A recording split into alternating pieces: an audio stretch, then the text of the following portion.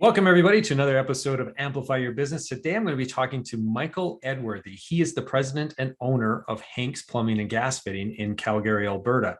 Welcome to the show. I always want to call you Hank, but it's Michael. Welcome to the show, Michael. Thanks. Yes, it is Michael. Call me Hank, but it's okay. Glad to be here.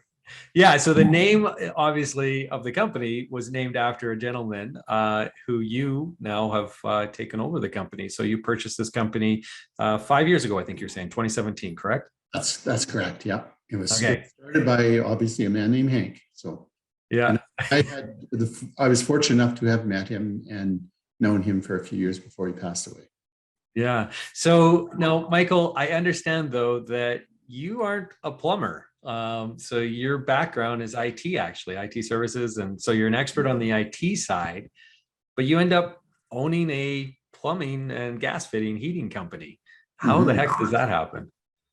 Well, glad you asked that question because it is a strange chain of events that happened to me to where I am today.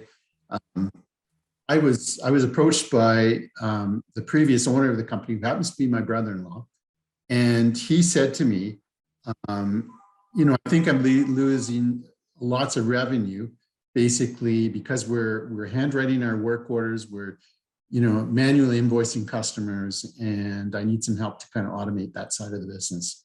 Would you be open to helping me do that and kind of bringing us into the 20th century where everybody else seems to already be? And I said, yeah, absolutely. I'd be happy to help. And we sat down and figured out how to do that. Yeah, really cool. And so you set all that up. So that gets your foot in the door in terms of understanding the business side, I suppose, a bit of the business. So what possessed you, though, to buy the company? Well, after we had completed this particular project, I just really enjoyed working in this particular business and with him. And again, I come from a white collar world, so this was completely new and interesting to me. And he says, you know what, I really like to be out in the field a lot. Would you stay on as my operations manager and help me run the business? And that's basically what I did from 2010 to, when I bought it in 2017. So early 2016, he approached me and asked me if I'd like to buy into the business. I said, I would really like to buy into the business. Less than 30 days after that, he changed his mind. Then he says, well, I changed my mind. I'd like you to buy the whole business. Is that something you're still interested in doing? I said, wow, yes, I guess, yes, let's do this. But that was a big deal for me, not having owned a business. I felt I knew a lot about this business by that point. So I wasn't afraid of, what am I buying? Because I'd worked with him and the other plumbers and the customers, at that point for, 7 years. So I knew what I was getting into, but I just wasn't sure how I was going to finance it. That was, for me, I didn't have, the asking price sitting in my bank account waiting to be spent. So I had to figure out, how I'm going to do that. And I guess right place at the right time. It worked out for me. So Excellent. Yeah. And so maybe walk us through that financing challenge, because that's something that some of our audience might be thinking right now. Maybe they are looking at potentially buying a business or, looking for financing anyway. So here you are, somebody who doesn't have the hands-on plumbing experience, but you have the operational experience. You start then going to the banks, I presume, to see if you can get a business loan of some sort. Was it as simple as that, or was it more challenging? Well, the idea I thought was as simple as that. And I struggled with even getting a meeting with any of the major banks. Ended up getting a couple only to be turned down, and was quite discouraged, actually, thinking, well, I guess this isn't meant to be. Nobody wants to take, it was a successful business. And I thought, well, it's not a struggling business or anything. How, this should be a done deal. And anyway, it was completely the opposite. And so I was a bit discouraged, ended up calling a friend of mine in Manitoba, and he suggested I, try a credit union. And I thought, wow, do we even have credit unions here? And immediately Googled it, found Service Credit Union, and got a meeting with them. Eventually sat down for 3 hours and for this lovely lady at Service Credit Union. And she explained to me exactly how I was going to get this finance. And she says, absolutely, we're going to do this. We're going to partner with BDC, but we're going to do this. And this is how we're going to do it. And I learned more about financing a business in those 3 hours than I had up until that point in my life. Excellent. Yeah. So between Service and BDC, then you were able to secure the financing and make the purchase, obviously. Yeah. Yeah. Yeah. And yeah. So it really went well. And we, like I say, we closed in February of 2017.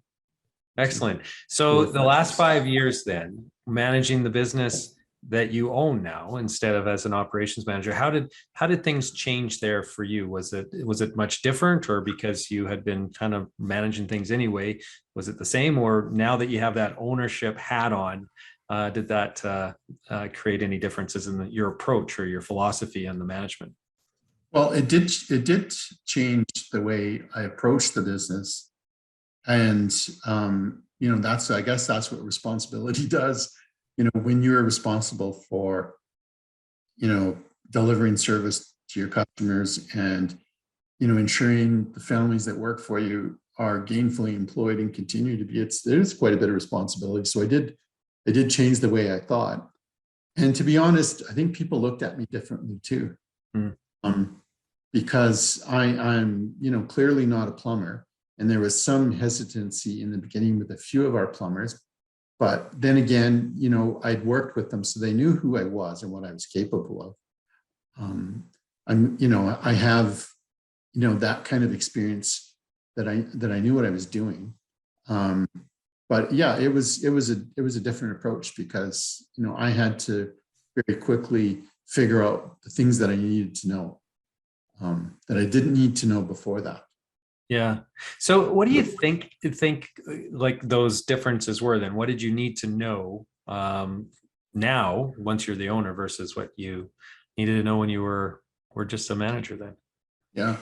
Well, even simple things like, banking and, reading balance sheets and forecasting,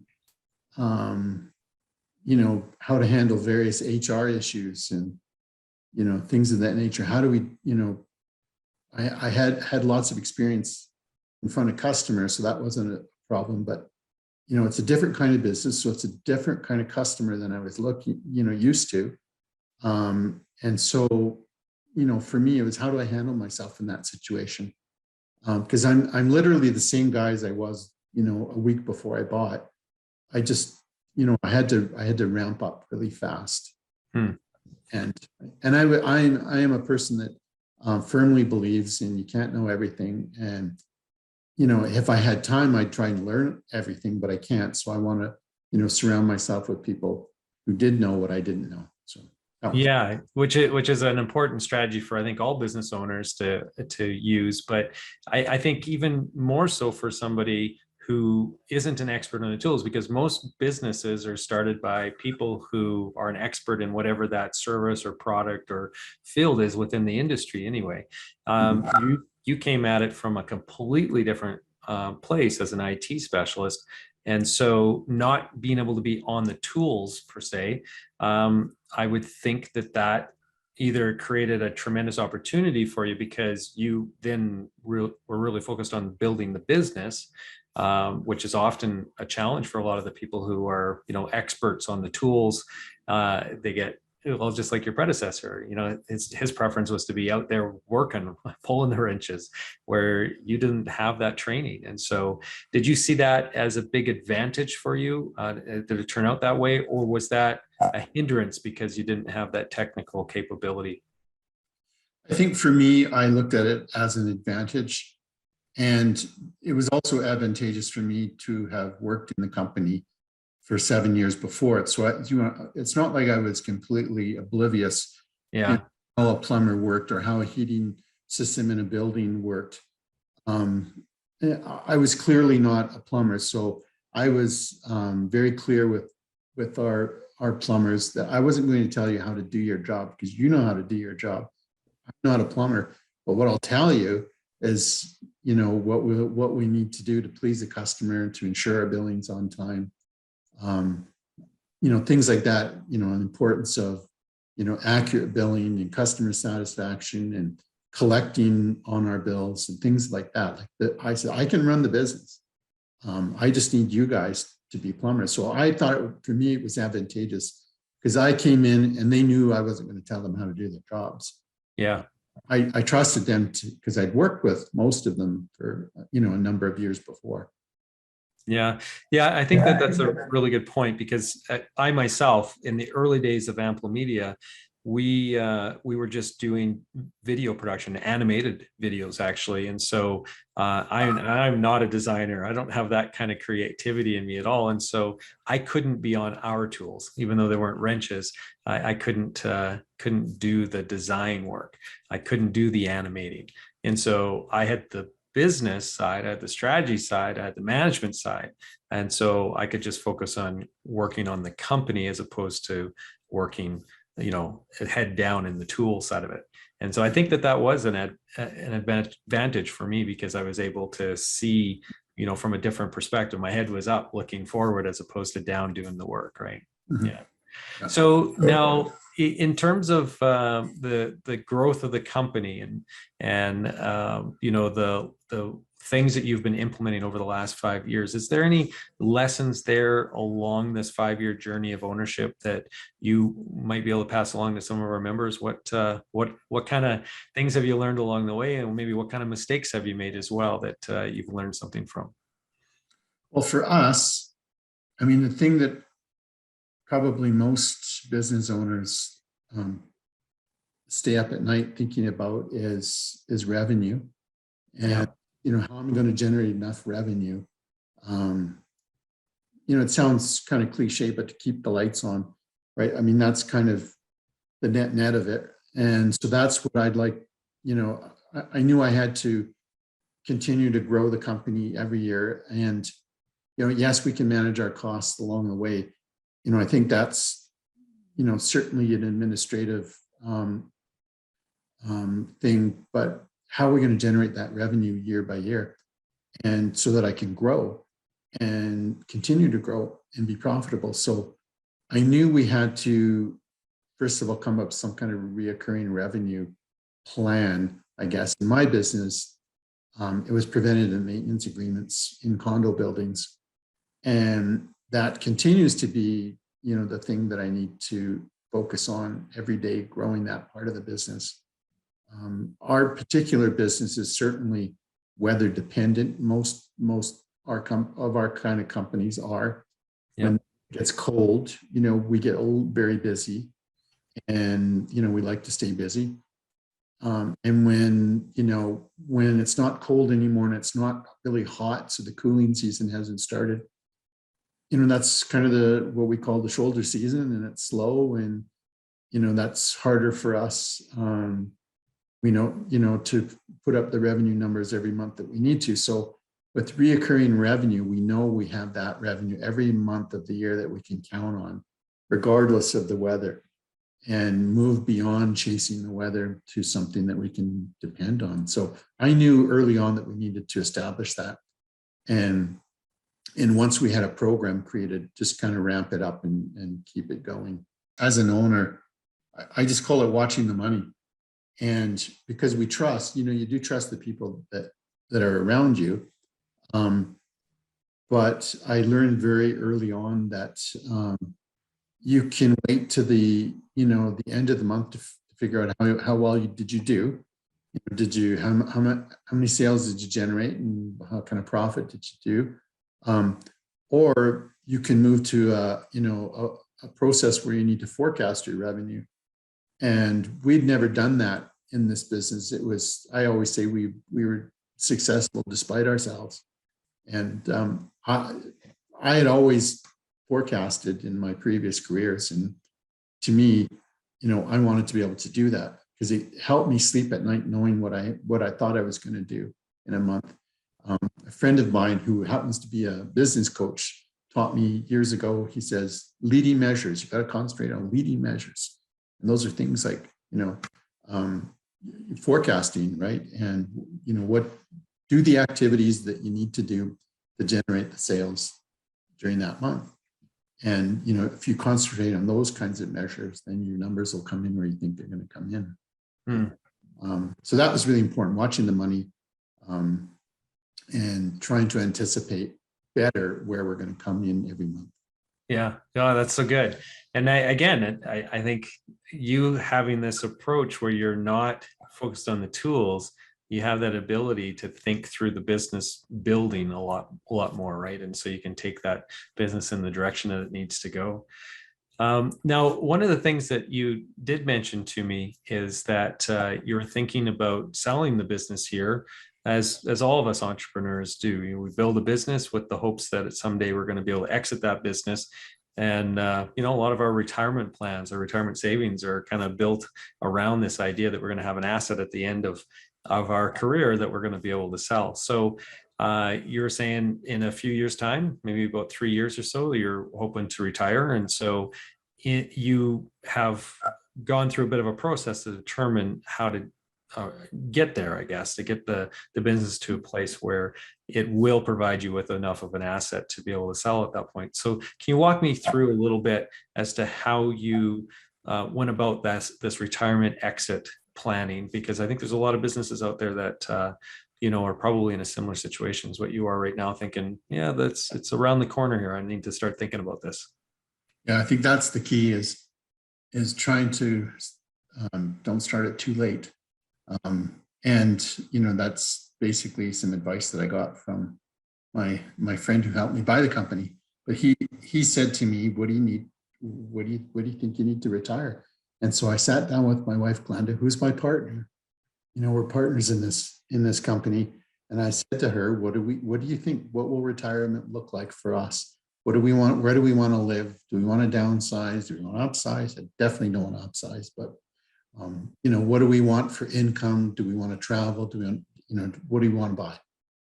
How do you want to live, basically? And we decided, we came up with a number on an annual basis, what we'd like for income. And, we used that number and worked it back from there to figure out, well, based on our existing investments in our real estate and then this company, what do I need to sell this company for to ensure that I've got that kind of income, I guess, on an annual basis. So we basically came up with it. It didn't really seem to me like real rocket science. It was kind of basic math, and we came up with what that number is and should be. So now I've got my number. Now how do I get there? So then I started looking at, of course, I talked to a few business brokers because they're always contacting me, asking me if I want to sell. And so I use it as an opportunity to just, find out how they evaluate businesses. And the one I learned the most from actually was Pavilion Services out of BC. They do some great free webinars on exiting your business and how they evaluate a business and then how they sell it. But anyway, it was a great information session that I attended, and it's it could be a combination of a bunch of different factors, whether it's multiples of your EBITDA. They had also taught me that if you have a recurring revenue model, that part of the valuation will go into multiple of your annual revenue. So it could be a combination. I'm looking at a combination of both of those. Obviously, you want a profitable company. You're not going to sell a company if it's not profitable. But if you also have a good top line revenue number, you can use that as an opportunity to value your company higher too. So having said all that, though, it's only going to be worth what someone's willing to pay you for it. Yeah. Okay. So you don't know that until you do it. So you got to start, and I'm starting, 3 years early. So I'm going to spend the next 3 years, driving my company value up to the number that I need it to be at, and go from there. Yeah. And so I'm just curious. So, from what I've heard or what I understand, is the multiples on the recurring revenue oftentimes are higher than what the multiple that you can get off of the EBITDA as well. So, is that what your experience? That is exactly it, and that's what excited me. I thought, well, there's something else. Yes. So, yeah, I was excited about when I learned that as well. That Yeah.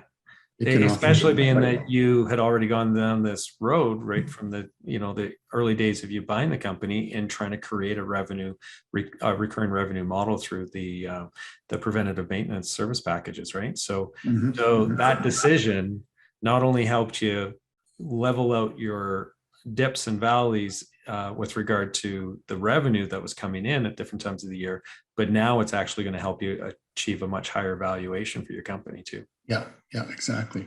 Yeah, which is really, really important. And so, so the 3 years then you've got before you're going to reach that goal. So you have some growth goals in mind for the company. Is there anything that you're going to be doing differently, or what kind of strategy are you going to deploy to get to that size of company, size of recurring revenue company? Is there anything that you can share with us? Yeah, well, again, it sounds cliche, but you hear people often talk, a lot of business coaches talk about getting to a point in your business where you're working on the business instead of in the business. And for me, it took me this many years to get to that point. But now I'm at a point where I have people that can basically run the business for me with very little input from me. So I get an opportunity to work on the business, I guess. And so for the next 3 years, I'm going to be very focused on how do I drive more revenue. And last year we experimented. We'd never had a salesperson working for our company before. So I experimented with that. That wasn't all that successful. Again, I might do that again this year if the right person comes along. Because it's, as I said before, I want to hire people that know things that I don't and can do things that I can't. So how do I increase my sales? So, I mean, we've managed to grow mostly by word of mouth and referral. We've been around for over 50 years. So, we've got a lot of experience in the city and, our name is well known. So that's very helpful. But I'd like to grow even more. So I want to really start pursuing, new accounts and set a goal for myself every month of, a certain number of preventative maintenance contracts in new buildings for us. And then just, working hard. We just implemented a CRM system. So I'm super excited about using that to help me grow. And, as an owner, I'm always curious and need, you talk about the need to know information. Well, where are we at with all these opportunities that we're working on? And it's not good to have it all up in your head, or in our case, several of our heads. So using the CRM is I'm really, really excited about getting it in there and having that information available. So, we can not take such a haphazard approach to growing. I'll know exactly where we are with every opportunity, and I'm not going to forget anybody, and it's going to remind me when to reach out. And it's exciting. Yeah, well, especially from a guy in the IT department who's Yeah. probably, you're one of the few guys who gets really excited about a shiny new piece of software, I'd imagine, right? Yeah, that's true. Yeah, no, I agree with you. I mean, the CRM is such a critical piece when you're trying to grow your sales, and so having a good CRM is definitely worth every dollar of the subscription that they charge, for sure. Okay, so 3 years, that's the plan. You're in growth mode now. You're focused on business development. You have a salesperson in place. Is there anything else that needs to happen before you're going to be able to achieve that, or do you think you have the right recipe now? I think I've got the right recipe. I mean, it's just all the things, that go along with, owning a business. And, we have a lease coming up, and we're always buying new trucks and hiring new people. So, because we're a service business, our people are our plumbers in the field are the people that generate the money for us. So we've got to try and stay ahead not grow too fast because we don't have enough staff to service, new customers. It's a bit of a delicate dance, so we'll have to be careful about how fast we grow and make sure that we're constantly, ensuring that we have the manpower to deliver on the commitments that we're selling, basically. But I think we have a pretty good, leadership team in place now, and everybody knows what they need to do. It's just a matter of letting people go and do their jobs now. And I'm not a micromanager, so they're probably, for me, I hate it in past when I was micromanaged. So I was bound and determined when I was an owner, I was never going to micromanage somebody. It's going to give them what they needed to do their job. Yeah. And let them go do it. So yeah, I think we do have a system in place now that I don't think there's anything too major that we need to figure out at this point. Yeah, so I'm just curious because I think a lot of people, if they start thinking, even in the early days of the ownership or the start of their companies as to how they're going to exit, I think that might change the way they do things even in the earlier days of the business. So if you're looking back in 5 years ago when you bought the company, is there anything now that that you wish you would have known then that maybe would have informed a different approach then? Or so essentially what I'm asking is, knowing if you knew then what you know now, would you have done anything differently? Oh yeah. I know one of the things that they tell me buyers are interested in systems. So you have the right systems set up. Just basically, can you dispatch a technician to the right call at the right time? Can you track them in their trucks so you know who's closest to an emergency if you need to? Do you have a safety program in place? Do you have a very structured HR program? So what people have been telling me is those are very attractive to new buyers. I wish I'd gotten to work on some of those systems earlier. Just last year, we had an HR consultant come in and help us develop all our policies and our handbook and things of that nature. I wish I'd done that sooner.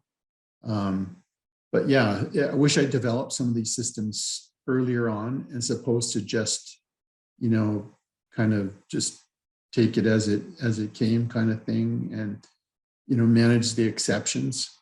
I wish I'd implemented some better systems earlier on than later on. Yeah, boy, I tell you, you are, it's almost as if you're sitting beside me watching what has been happening in my business the last couple of months, because we've been growing fairly quickly here. The demand has just really picked up for us through COVID and that. And so we're very fortunate. But with that then came a lot of cracks in the processes, a lot of cracks in the systems, and they're becoming much more apparent now. And so, yeah, that's what we're focused on right now too, is actually just really trying to rework those systems and the manuals and procedures and policies and so on, because it's really tough to grow and scale if you haven't systematized things properly. The weaknesses get exposed very, very quickly. So I love that piece of advice. Thank you for sharing that. I was fortunate enough to have a wife that's very big on systems and processes. So every idea or thought that I had, she was able to help me structure it and, draft it out on paper, what it was going to look like. Because communication is very important.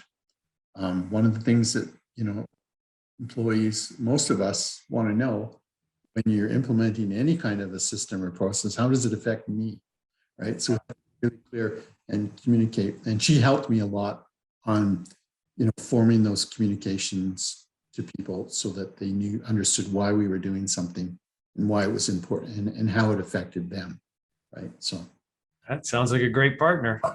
She is. Most definitely. Okay, well, if somebody wanted to reach out to you and obviously sign up for one of your preventative maintenance packages, or just to connect with you in general, what's the best way of reaching you over there, Michael? Probably email michael@hanksplumbing.com.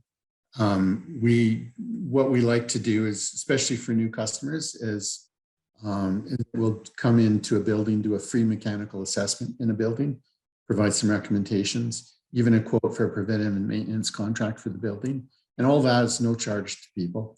So if a board or a property manager is managing a building and want that done, even as a second set of eyes on a problem, we're happy to come in and do that. But yeah, usually email is the best way to get it. And obviously for any other information, they can head over to hanksplumbing.com and .com, right? Or .ca? .com. hanksplumbing.com, and they'll be able to find out other information about your business as well as the rest of the contact. Yes, absolutely.